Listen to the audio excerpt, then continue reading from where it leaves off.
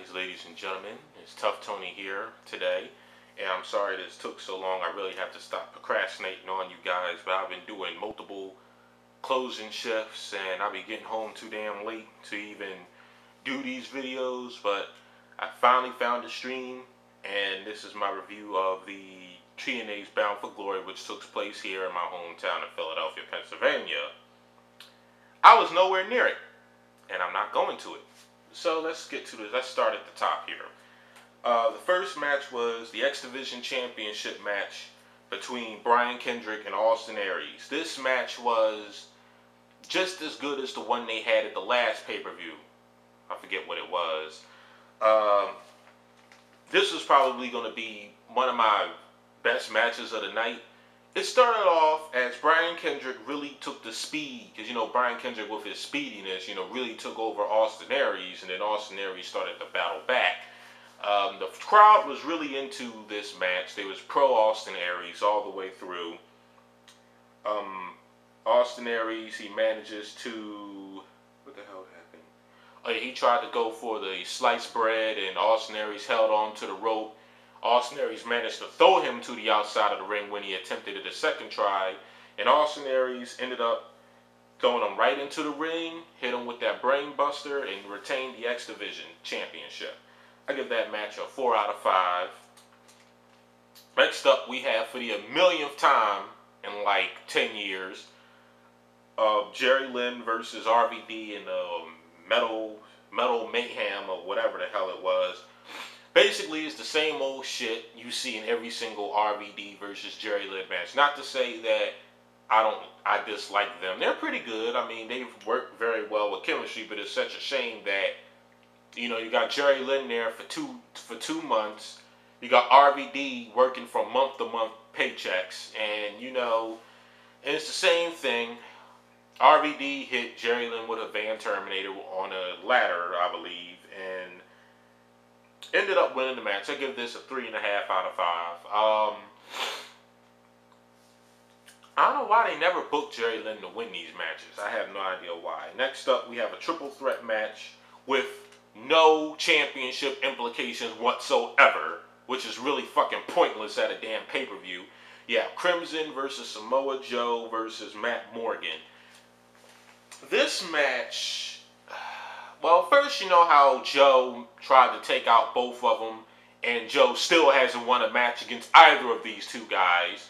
They double-teamed Joe for a little bit until it starts breaking down. Each of the three guys had their little time to shine. Crimson did his spots, Morgan did his spots, Joe did his spots. Morgan jumped off the apron, and Crimson just moved out the way. He tried to dive, and Crimson moved out the way, hit Samoa Joe with a spear for the win. This match would have been much better if it was longer. And 2.5 out of 5. One thing I say about this is that the guys kind of look dead in this period. It looks like there was really no life in these guys today. Next, we have Falls Count Anywhere, Bully Ray versus Anderson. I would love to point out of how they botched finisher after finisher after finisher, because he was trying to go for a moonsault through the table and completely fucking missed, and multiple times, mind you.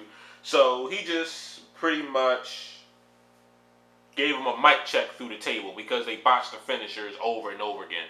Bully Ray hit him with some bubble bombs through, tables and whatnot. But this match, I mean... You really don't give them anything to do, and this is the best they can do with these guys who they're promoting like the hell out of. It's fucking shitty pointless. It's fucking pointless. I give that match a 2 out of 5. Next up, we have a fatal 4-way match for the knockout titles. You have Velvet Sky versus Mickie James versus Winner versus Madison Rayne. And Karen Angle is the referee. Basically...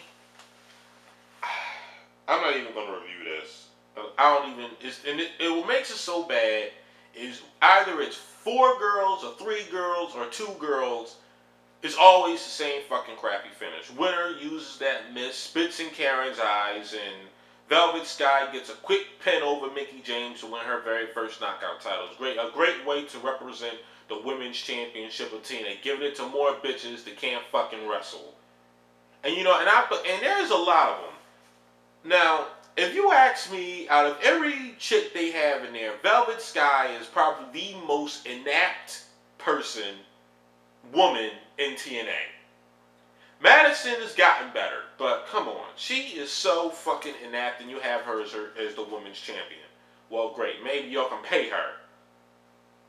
Because you know, those breast implants ain't going to repair themselves, people. I'll give it a 1 out of 5. I should have given it a 0.5 out of 5. Next, we have the same old shit again. I Quit match between AJ Styles and Christopher Daniels. These two have good chemistry, but in my opinion, this is not one of their best matches. It was not, in my opinion. Now, my opinion may be wrong, but hey, it's my camera, it's my video, it's my opinion. Basically, in the way it ended, Styles gets a screwdriver, and before he can do damage with it, Daniels quits. Just like when Cena was going to throw that thing on JBL. This is what was going through my mind this entire time, was that. I'll give it a 3.5 out of 5. It wasn't one of their best. The one they had at the Hardcore Justice or whatever the hell that paper, Destination Next, was probably much better. Next up, the match that I have dreaded since Hogan came to TNA 2 years ago.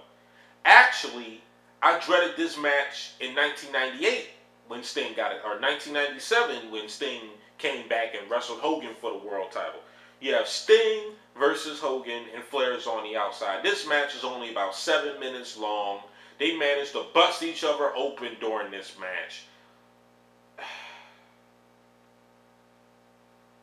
I would have to say, I have seen TNA do a lot of shit the last almost 2 years since this new liaison joined them.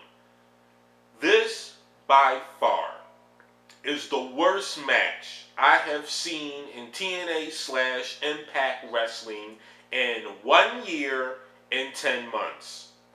It was the worst, shittiest piece of shit I have ever fucking seen. And it's just such a shame that no matter what time of the decade it was, Hogan and Sting have never wrestled a good match. Ever.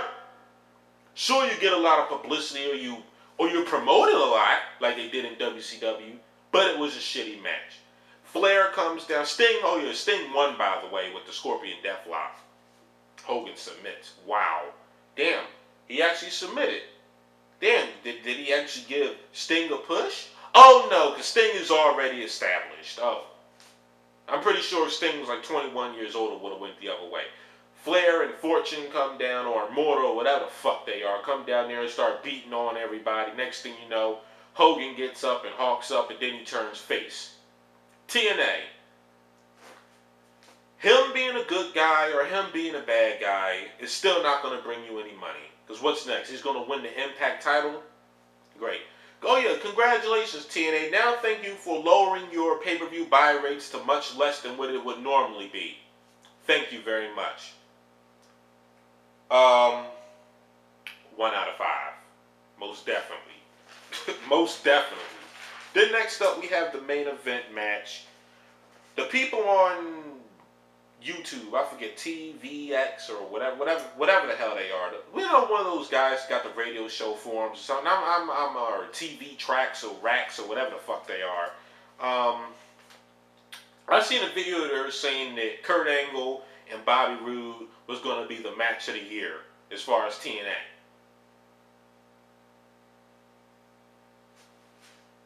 Wrong! And I'm going to tell you why in the next video I make. This match, I know how Roode can go. Roode can go. Kurt cannot. This match pretty much seemed like Kurt was dominant for the majority of this match. Rude had his little counter moves and everything. Kurt was bitching him with the wrestling, tactics and all that stuff. But I thought this was going to be the match to put it over. No, it wasn't enjoyable. And the way Kurt won, grabbing the ropes, got to do all that to get out a victory, I give it a 3.5 out of 5. And that's because I'm being nice. I mean, it could have been the Genesis, no pun intended, because I know that's the name of one of their pay-per-views. It could have been the Genesis or the Nexus, the future of TNA. Robert Roode could have been the future. But I have a video I'm about to do right after this one about why TNA does the stupid shit that they do. Overall, I give Bound for Glory a 7 out of 10. Actually, as a matter of fact, I'm giving it a fucking 6.5. A 6.5. I know I've been kind of lenient with WWE pay-per-view, but besides the overbooking, some of the matches WWE put on are fairly, slightly better. But, do we have anything good to look forward to in TNA? I don't think so. And to pun one of the great Stone Cold Steve Austin, I know I'm not wearing a watch, but do you know what this watch is saying? I know what this watch is saying. The bell tolls for thee, TNA. And when you die, I'm not even going to piss on your grave. Why? Because I value my piss too damn much. Thank you. Have a nice day.